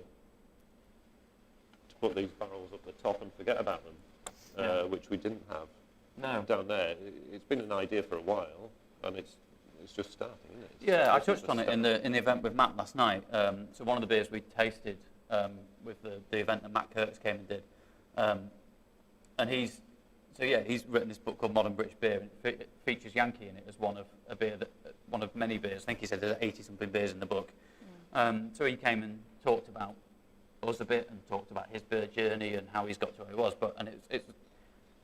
It's a fascinating story, and his approach is really good. I genuinely held off getting the book because I wanted to buy one off him personally, and I'm looking forward to reading it. But one of the beers we did as a part of a tasting event last night was a cheeky little half or a third of The Wild Life, which is the Pinot Noir Sour Saison, which is our first ever barrel aged release. And I got put on the spot and got asked to talk about it, and unaccustomed as I am to public speaking, there was like a little bit of an outpouring of emotion because this beer that you've got in front of you, it marks it's a tangible thing that we've been aspiring to do and wanting to do for about 4 or 5 years. Never had the space down there. Upscaling here, trying to bed everything in, get the kit finally sort of ticked off, and all the welding that needed to be done, all that kind of thing. Overseeing a tap room for the first time, all that sort of thing. And then, again, COVID allowed us time to, we weren't brewing anything else, so let's just give it a go. And sat drinking that beer last night and sat drinking this beer tonight, and they're just really good examples of like a little bit of, again, I've talked about that personality. Brewers, the personality of the brewer in the glass, or personality of the team. And the barrel-aged beers are very much that. Going back 18 months, it's an expression of release almost in terms of what we've been you really often wanting say to do. It's an itch that we've been wanting to scratch for ages, and actually, the long wait's paid off. Tasting these beers now, it does make you really proud, actually. Yeah, absolutely. So I was gonna ask a question that I'm not going to ask now because it's not as interesting as the new one I've thought of. Okay. Well, just touching on what you said there about the last 18 months. Do you think that it's like, I guess, going with these kind of like big, ambitious sort of commercial schedules of brewing and all of that, and you've got your core range and your regular, customers and all of that going on, and then suddenly kind of lockdowns and stuff kind of threw spanners in all the works and made just everything stop, and suddenly everything was questioned, and then there was just this vat of time. Like, do you think that it's almost been a bit liberating in a weird way? Because you talk about you had these ambitions to make these ambitious beers, and they've kind of they're coming off now, perhaps a bit earlier than you thought, or perhaps in more regularly than you originally planned, but perhaps what I'm trying to say, I guess, is perhaps the experience over the last 18 months, because it kind of forced a stop. Yeah. Then nobody really knew what was going to happen next. So it was a bit like, well, screw it then. Let's do what we really want to do. Well, I talked about Wild Wildlife last night. When we were tasting that beer and Matt put me on the spot and asked me about it, it was, we literally sat around and I mentioned it about 1,000 Yards there, even when we were developing that beer. We didn't know if we had a brewery at the end of this. Yeah. And it was just literally fuck it. Like, what if we did that? And what if we tried this? And it's allowed in a perverse way. It's been horrendous for everybody. The business doesn't matter at the end of the day compared to personal, stress and what loads of people have been through. But it, in a really perverse way, it allowed us the time and the opportunity to just do something completely different, go in a different direction. Stu touched on keeping the yeast going was the most stressful thing. Well, not the most stressful thing. Keeping a brewery alive was the most stressful thing. But keeping our house yeast strain, so for the best part of however many weeks, 50, I don't know, from start to finish when we came out of this, 52 weeks or whatever, the biggest hurdle was making sure that our live yeast strain that makes Yankee what it is survived. And then dotted around that was research, development, and throwing caution to the wind in some ways. Yeah, and this goes back to the first YouTube Live. We talked about this then, that we'd just started that Outlaw project, and we'd just done that event over there where we had experimented a bit, hadn't we? We'd done a pastry stout, we did a First New England Berliner Weiss with lime and ginger, chili, or ginger, lime and chili. Yeah, and we just started experimenting, and it was just starting to go where we were. This is great. We've moved and we've got all this stuff to play with. And then it was like kicking the teeth. I guess right, with the back Outlaw into it. stuff, it perhaps felt a bit like, we're going to start reintroducing these like smaller batch kind of more experimental beers, and now you've kind of gone, sod it, let's just do them all. Yeah, and the, Wild Wildlife, the Pinot Noir version, has gone so incredibly well. When we bottled it, I can't remember, in the grand scheme of things, not many bottles, 1,200 bottles or something, isn't a lot of beer. But when you put in a beer out there that no one expects you to brew or have come up with, because, you know, people It's want not Yankee 4.3 or they pale. want... Say again. Because it's not a 4.3 pale. Yeah. But yeah, putting that beer out, I was like, I don't, you know, thankfully the barrel-aged beers tend to benefit from and evolve. You know, it's the first time when we did the labels on these beers, we've purposely not put any tasting notes on these for the first time on any of our beers, because they are going to evolve over time, depending on how they're stored, how long they're aged for. Tom, this is my next question. But we... I'm not going to show you this Sorry. plan next time. I did read it as well. But actually, it goes in my head. It's given us a confidence to really kind of know that that's a direction worth pursuing as well. You know, we've the rate at which we've sort of the uptake on those beers has been really, really pleasing. You know, we're sort of thinking it might take us a year to sell through, and we're trying to convince people to trust us that we've done these beers, and that's all sold out 3 months down the line or whatever. So, yeah, sorry if that No, ruins that's fine. everything. I want to ask you about barrel aging. So someone came up to me at the break and said that they didn't want to ask certain questions in case they were silly questions, but I don't think anything's a silly question. Obviously, these guys are incredibly knowledgeable, and lots of people in the room probably are as well, but it's also okay to not really know basic stuff. And I guess that's where this comes from, because I just wanted to ask about, you know, the basic kind of process of barrel aging. Like, I was really interested in the fact that you released the Wild Wildlife, and it wasn't like a stout. It wasn't what people perhaps thought the first one was going to be. Then you had the Pinot Noir and the Chardonnay, which were very different. Same kind of base beer, but in the two barrels made them very different. And there's a lot of kind of really interesting, complex sort of flavours that come through. But, I mean, I don't really know. And obviously you can't really control what you're going to get in any way, really. You just don't know. We put the base beer into the barrel, and then we cross our fingers and leave it. And it keeps changing. Yeah, which we is taste what you were saying. It evolves over time, and you know, we try and taste it regularly, and when we think that's ready, bottle it. Yeah. But it's a lot of crossed fingers, because you know, the nature of the oak, they could quite easily get infected. But equally, you're buying these barrels completely unseen. You know, a lot of the Chardonnay oak and the bourbon barrels that we've bought last year to get this project going, I bought from a guy in the Netherlands that I've never met, I've never spoken to him. He just happened to email me a list and go, are you interested in some barrels? This is what I've got. So we went through it and said, well, that one sounds interesting, that one sounds interesting. And he's a salesman. He's like, they're all in good nick.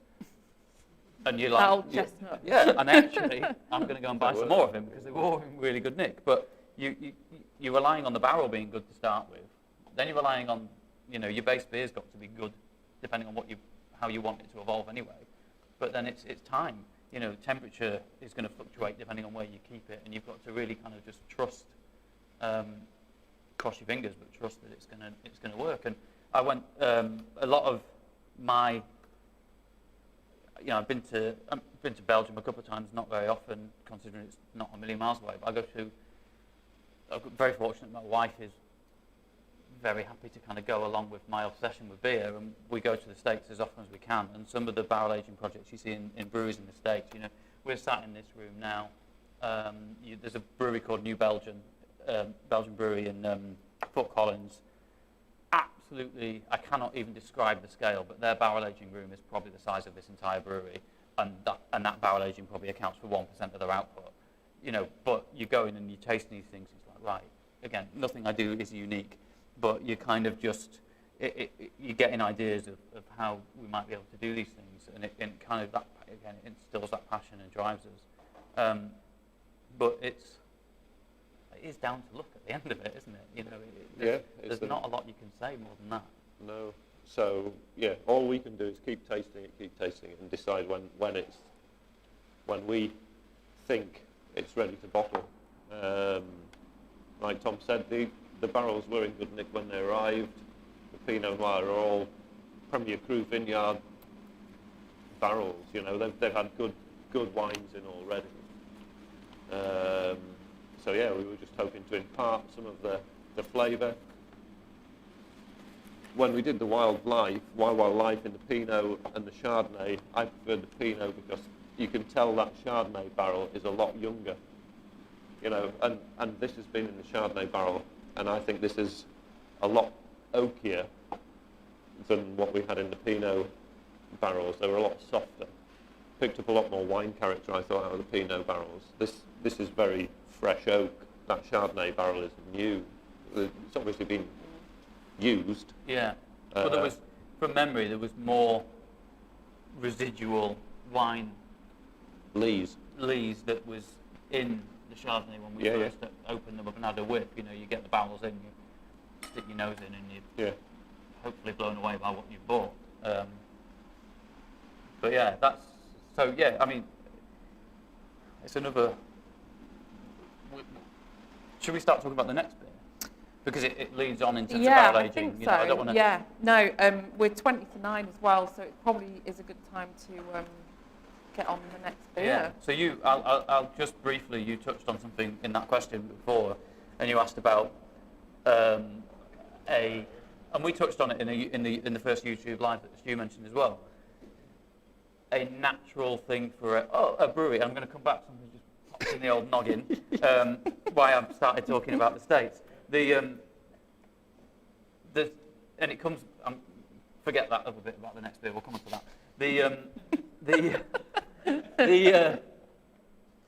The how's you look element of putting a beer into a barrel and then making, you know, tasting it and making sure you time it right for bottling stuff. One brewery, my absolute most favourite brewery on the planet is Odell Brewing Co. in Colorado. And last time I went to go there and visit them, in their gift shop, on their shelf, in really lovely ornate clear glass bottles, was Odell barrel-aged vinegar. And I bought it home and have it on my chips, and it is incredible. It is barrel-aged beer vinegar. Well, the reason it's vinegar is because they had shit luck on the beer they were trying to age. So they recognised that it was basically kippered, and then did what they could to completely turn it into vinegar, and it is the most incredible thing you could possibly taste as a vinegar. It's incredible. So thankfully, I mean, if you ever see Rooster's barrel-aged vinegar, you know why, basically. Partly because we've had a beer go wrong, and partly because I've stolen another person's idea. But yeah, so the next beer you mentioned in your question in terms of why did we do a sour saison? You know, a lot of people would expect a barrel-aged beer to be an imperial stout, so we purposely did it the other way around. But we are about to drink our first, bourbon barrel-aged imperial stout, which Josh and Ellie are going to be bringing around. So, the first ever. Yeah. Are you pleased with it? But can we tell them there's more than one? Oh yeah, we've got more than one of these. Not secret? tonight. I like it when they've had a few drinks, they start telling us secrets then. Get to know all sorts. So this is a beer called Hello Dimitri. So it's a Russian imperial stout that's been aged in bourbon barrels, and we actually got our hands on 3 different types of bourbon barrels. So this is the one that you've got in front of you is from a Wild Turkey bourbon barrel. It's 12.2%. It is absolutely going to blow you away, hopefully. The whiskey character we got from these barrels in particular is just insane. This beer started life, the base beer. So the base beer has gone into 3 different types of bourbon barrels. Buffalo Trace, Wild Turkey, Heaven Hill. Yeah. This is Wild Turkey. This is 12.2%. The base beer was something like 9.6 when it went in. So these have all been sent off to a lab, and we've had the ABVs confirmed. So this beer, before it came into contact with that barrel, was 9.6 or something like that percent. It's now 12.2. It has taken on that much alcohol from what was in the barrel. It's insane. interesting as well, the reactions to the ABV, but if you think of it, this is half a bottle of wine, Yes. you know, so it's interesting that kind of mindset that we get in when we think about beer, but it's changed so much. Yeah. And one thing that I wanted to ask you about was the new packaging kind of choices that are made for these barrel-aged beers, which is obviously, you know, intentional. Yeah, it doesn't resemble anything else we package. It is a complete departure from what we would normally do. So we mentioned at the beginning, like, pour this one with vigour. So it's been designed to be soft. It's a beer to contemplate, to take your time over. You know, it doesn't want to be as fizzy as a lager, that sort of thing. But yeah, with the packaging, we made a conscious decision that there are people out there who just think Rooster's Yankee, Rooster's Babyface, and they might be hard to reach in terms of showing them the sort of different things we're doing. So I want this branded to be elegant because it's in a half-size wine bottle, but I wanted it a champagne bottle, but I wanted it to be unrecognisable on the shelf as a Roosters beer. I wanted people to pick it up and be intrigued by it, and then they turn the bottle around and they're like, hang on a That's second. not 4.3. Yeah, why is this dark and 12.2? So Well, the branding's different anyway, isn't it? Like it takes a lead from the taproom branding that I developed when Yeah. we moved here, because again, I just wanted the taproom to be recognised as something that it wasn't just the 4.3 pale ale tap, you know. So we took it in that direction, and it just felt like a natural thing to kind of give this I would argue, a touch of elegance. You know, the branding on the cans and the pump clips is heavily influenced by trips to the States, and this is probably a bit more heavily influenced in terms of wine. You know, so looking at wine labels and you know, and Belgian beers and things like that. And I feel like we've talked about a few of these now, and we always seem to have like some kind of conversation around food pairing with these sort of beers, just because they seem so like ripe for. Certainly, cheese gets mentioned a lot, you know, which is fair, to be honest. But they seem to be those kind of complex flavours. Again, people think of wine and cheese, but actually beer is a better drink to pair with cheese. Yeah, absolutely. Certainly this type of beer. Yeah. So this is, again, it's that. It's a beer to be. It's a pipe and slippers beer, let's Yeah, face that's it. a really good way of putting it. In front of the fire, a couple of hours. It's not. Yeah, one of the first ever bourbon barrel aged beer I tried about 12, 15 years ago. It took me 5 hours to drink the bottle, and it was comfortably one of the best beers I've ever drunk. It wasn't that it was a bad beer. I just could not. There was so much to unpack. It just took me that time to do it. So this is what we've done with this one. And you know, the whiskey's really kind of grabbed it by the throat and taken over. So this one's 12.2. The other beers that are going to get released, and they're going out next week in the latest Discovery Club box, one of them ended up at 11% and one's 10.6. And this Same base beer. This one has a lot more whiskey character than the other two. The Wild Turkey cask has imparted a lot of booziness to it, hasn't it? Yeah. See, the others are a little bit softer, but they still, you know, you can tell that it's been in a bourbon barrel. Yeah. And they're very luxurious beers. Excuse me, but the Wild Turkey one is the most has the most high notes. Yeah. And I'm not a whiskey drinker. Like, personally, I'm not a coffee drinker. I like coffee and cake and beer. I like whiskey and beer. That's about it. I'm not a whiskey drinker. I don't have the stamina to drink whiskey a lot. But but the way this has turned out, you know, I get a lot of chocolate on this. I get a lot of vanilla. I get a lot of kind of really kind of like soft oakiness that you touched on. And this is, yeah, if I'm having whiskey, I'm having it in a beer and taking my time over it. Yeah, it's a end of the evening. Yeah. Or the whole evening. Treat. Yeah. Yeah. But it's, again, to sort of come back to the theme that we wanted to sort of share with you tonight, is it's Another string to our bow. Yeah, it's another example of the evolution of the brewery, string to our bow, that just sort of hopefully will. We don't want to change people's opinions of us to the point that they don't respect Yankee anymore, or they think we're trying to kind of completely sack that off as a thing. We're not at all. But what we are, in large part because of the investment we've made in this move, is, a progressive brewery. And we want to show off. We want to show people that we can do this. We've been doing those pale ales for years and years and years and years and years. And we need to diversify. We're quite good at it. And Yeah. why not? Yeah. So, I don't know if you've got any questions about this beer. Is this the first time you've tried this beer? Because I know that you've had a bottle. No. You've not opened Yeah, it we yet. had some. You've had it? We had some, yeah. Well, it was there. It was there. It was sat in the there. fridge.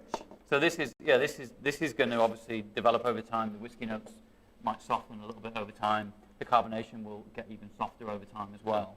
But it's in a half-size champagne bottle. It's a wine, it's a wine strength. It's designed to just be savoured and Yes. sipped And yeah. in terms, I always find this sort of beer really interesting in terms of like the kind of temperature that you can enjoy it at, because this is quite chilled at the moment, but sometimes I think when these sort of beers get a bit warmer, a bit more room temperature, you get different, new and fuller flavour out of them, Yeah, don't you? that's the same with anything you put in your glass, really. A little bit of, as it heats up, it's naturally oxidising, but it's releasing a lot more aromatically. Whiskey as well, don't drink whiskey with ice, because that, you lose half the flavours. You want to warm that whiskey up and open it up. And wine, the same, don't chill your white wine too cold, because you're killing the flavours. Yeah. And as this warms up, you'll pick out different. It's going to open up. It's going to evolve in the glass as it naturally gets warmer. Yeah. Amazing. I think it's great. I can't wait to try the others. So this is bottle only. All of the Imperial Stouts and the Barrel Aged Assassin that we tried are bottle only because we were only taking small amounts out of barrels. It's not enough to put in, one of the holding tanks or conditioning tanks, because we've got temperature control in place that we need to maintain for packaging downstream, and there's not enough in number of litres to be able to hold it at the right temperature for that. So certainly, whilst we find our feet with these barrel aged beers, but we kegged some of the Wild Life because we had multiple Pinot barrels from the same batch or two different things, but they came in. So a lot of what we're doing with the barrel aging stuff is going to you will predominantly see it as Bottles. This bottles. format, Yeah, in this format. Is Wild Life still on? At the Wild moment? Life is on keg, and we've held a couple back for reservations. So Wild Life will be on keg in the tap room. It's currently on. It will come back because that's going to evolve in its own way as well. We're intrigued to find out how that's going to evolve. I made the mistake of selling it all, so we actually haven't got any to sort of sit on and evolve ourselves. We were wanting to enter it into a competition. Yeah, the stock. No. So what I did, All right. I sold enough of it. You've kept some And for I've you. kept some. No, I've kept some for we want to enter it into a specific competition. We're that proud of that beer. It won a gold award at the North East SIVA competition, which was fantastic. But Nice. we're going to enter it into at least one international competition because we just think it's worthy of putting it up against other things. So, Definitely. we've had loose conversations about maybe revisiting Barrel Aged Assassin, possibly next year. Depends how everything pans out. Hopefully, Yeah. this winter's not going to be as cruel as last winter. The positivity that we're currently feeling by how busy we are and how things are back on track, we can start to really plan ahead and make those decisions. But, yeah. Excellent. Well, we are coming up to 8:55. I wondered if it would be a good time to see if there's any questions from anyone out there. Yes. We talked a lot about involvement tonight. A few comments on involvement. Stu, I think bouncing downstairs is incredible. Thank you. We've been immensely proud of that. Rachel, in terms of everything you're doing with Harrogate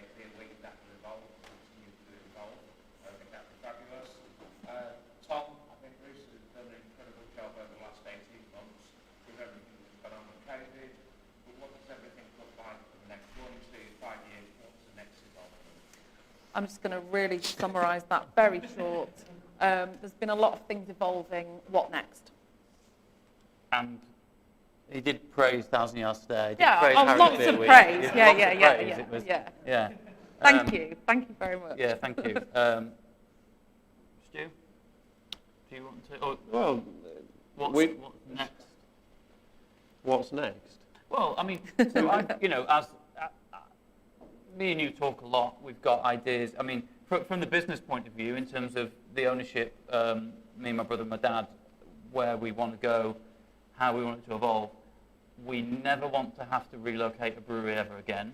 So this is Roosters. We have got room to add some tanks along the way if and when we hopefully get to that point. There's lots of, there's a huge amount of money and capital expense involved, and we've spent a lot of money getting to where we are now. So there's things need to sort of settle down. We need to really have a good 4 months needs to be a good 12 months and that before we can then to start to make some other strides. In terms of like an evolution of, what we've talked about tonight, it's going to be more of the same. There's other beers that we haven't touched on that we developed over the course of the same period. We Thousand Yard Stare was developed, or the barrel aged beers. The next barrel aged beer is going to be out. The plan is to release it in the lead up to Christmas. We've got a barley wine that we've barrel aged, 10% barley wine. That's the next. We haven't even released the Imperial Stout yet, but that's coming on its way. And then next year, it's a mix of different things. Like we're not going to lose sight on the 4.3 specials. Joking aside, like they are an important part of this brewery's heritage. We're not going to, but we're not going to stop focusing on having fun with sour beers or we want to New try England more styles. styles. Yeah, just play around with more styles, but styles that we're interested in brewing, that represent our take on what we enjoy about and the styles we brew. There's going to be styles out there that we naturally won't go towards, or sub-styles, because they just don't interest us.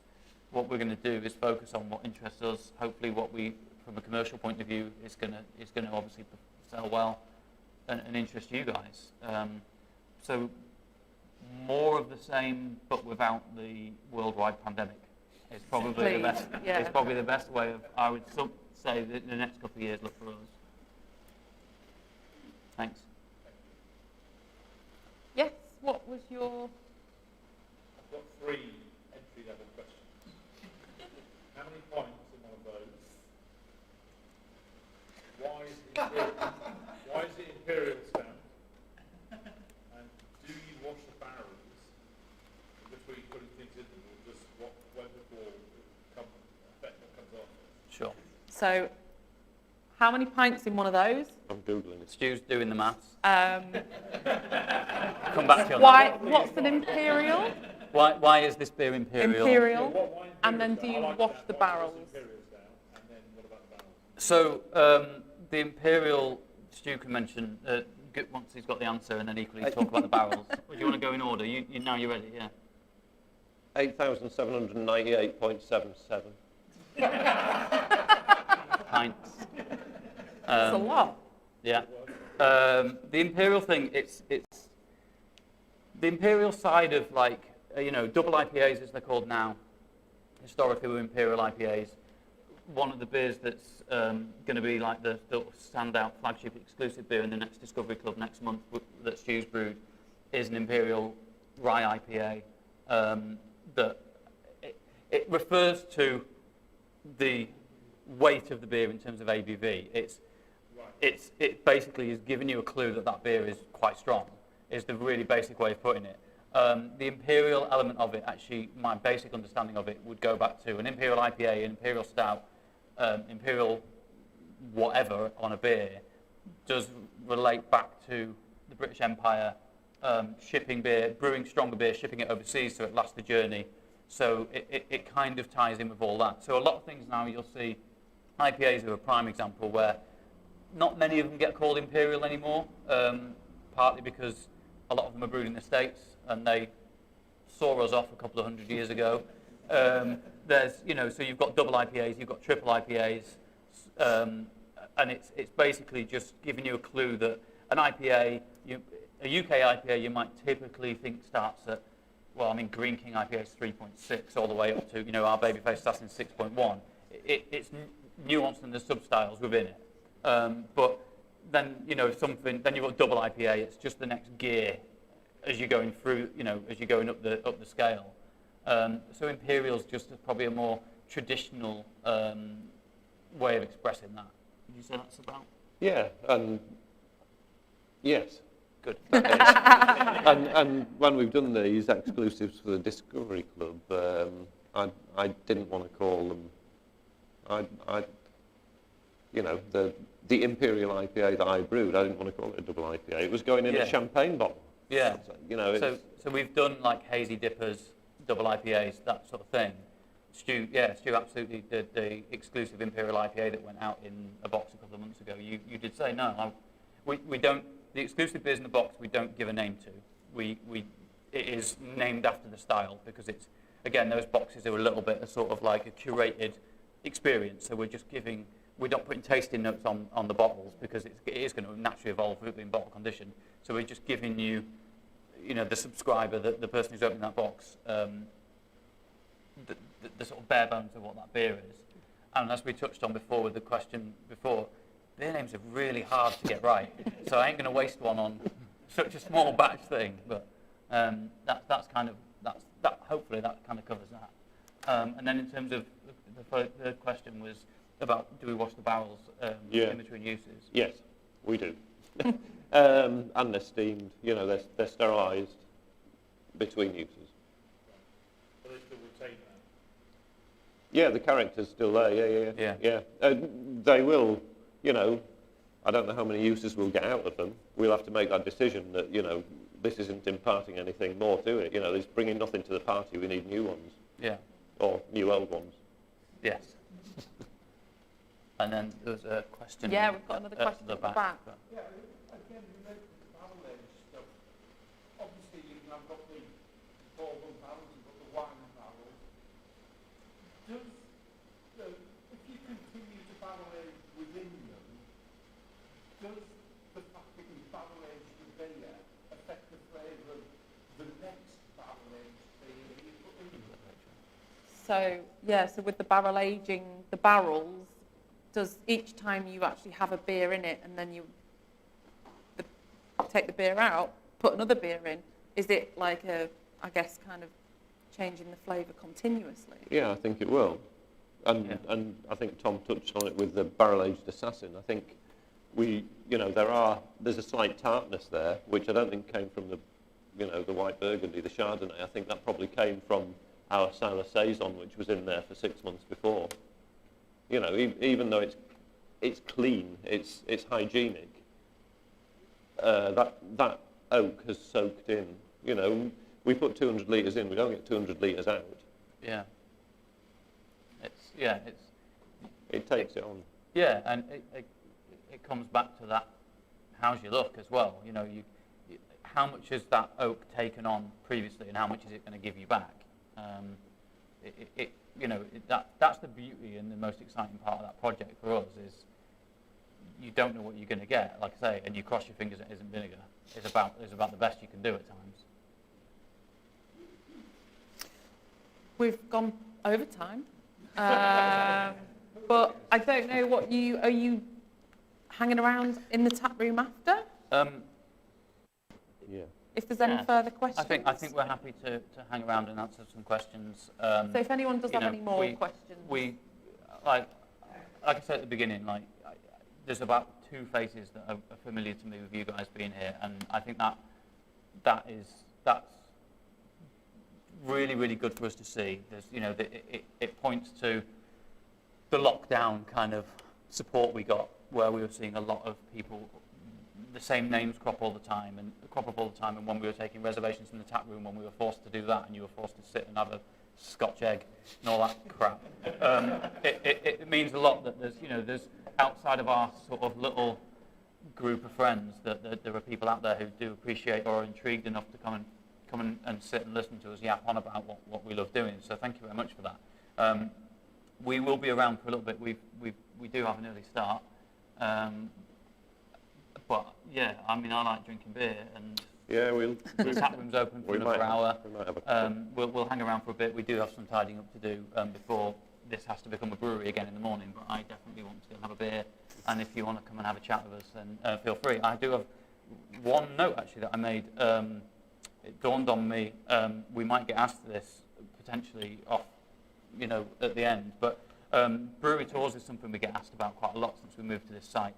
And it's something I just kind of thought I might mention now, because it is on our agenda to hopefully the passion of what we do, and just how much we enjoy this hard work has come across, and we do want to share. The tap room is the best expression of that, at the point of it's there and we can share with you with what we're doing beyond this sort of thing, or without having to do this sort of thing. The next step of what we really want to do is show off this building, show people around, tell you about what that does and what this does, and all that sort of thing. It has been on our agenda since about 4 months after we moved here, and things started to settle down after the move, and then COVID hit.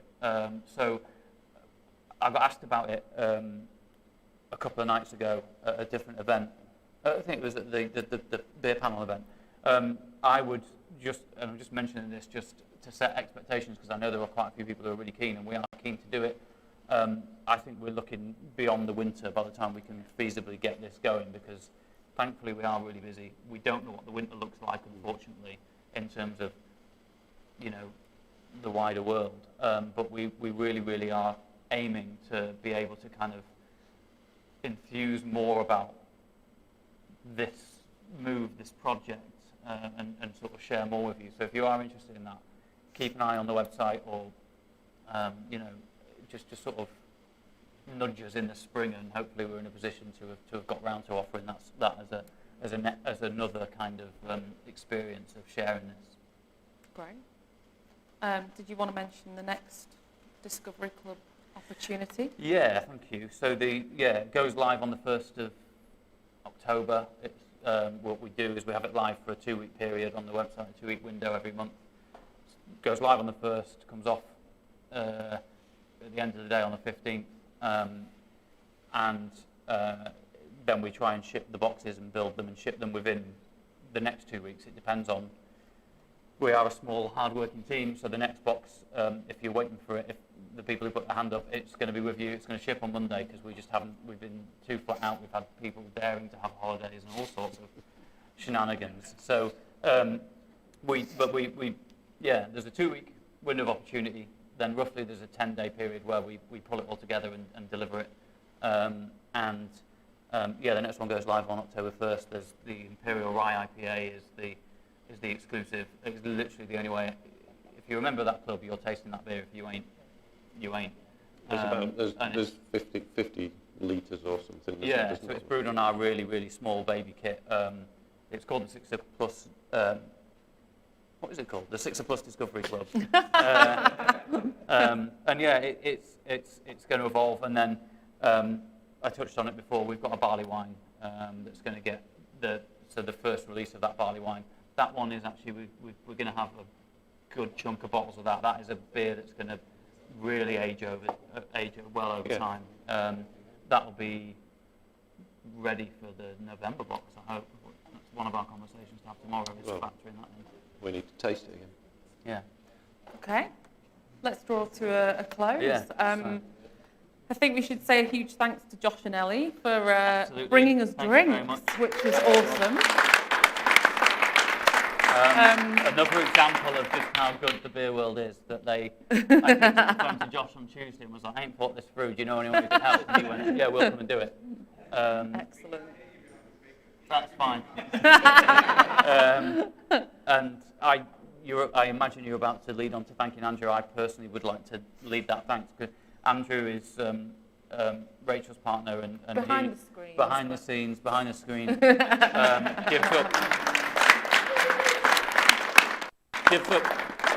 Andrew, over the last few months when we've been doing this event, gives up a huge amount of his free time born out of a Love passion, of beer. love of beer, and a passion for kind of helping us achieve this. And it's you know, you go above and beyond. It's really appreciated. So thank you. And thank you to all of you as well Yeah, thank you very for much. being here. I don't think we really know what the next potential live stream looks like, but we'll certainly be having a chat about that, and Yeah, hopefully we might and, see you lots know, of you again. Feedback, welcome on this. It's a lot to put it together, and you know, that's why I'm particularly thankful to Andrew for all the behind the scenes stuff that's kind of made it possible. I've really enjoyed it. Is there? We've just got to see how the next few weeks evolve and what we're capable of achieving with the small team that we've got. You know, the brewers behind, you know, the team that work on the stew in particular are just Flat out. It's flat out doing it, and it's great. It's really good, but it has its consequences in terms of what we can achieve beyond the day to day. Yeah. Yeah. So what should people do? Take whatever drinks they're still drinking and move into the tap room? You've got Josh and Ellie, so in the ticket price when you guys committed to be here tonight, you get a free glass to take home. So Josh and Ellie are currently holding fresh glasses for you guys to just pick up on your way past. Anything that's empty, leave it on the table. Anything you don't want, leave it on the table. Anything you want to pick up and take through with you, feel free. And for the purposes of the people on the live stream, we'll say thank you and Good night. good night, and hopefully join us next time. Cheers. Thank you. Thank you.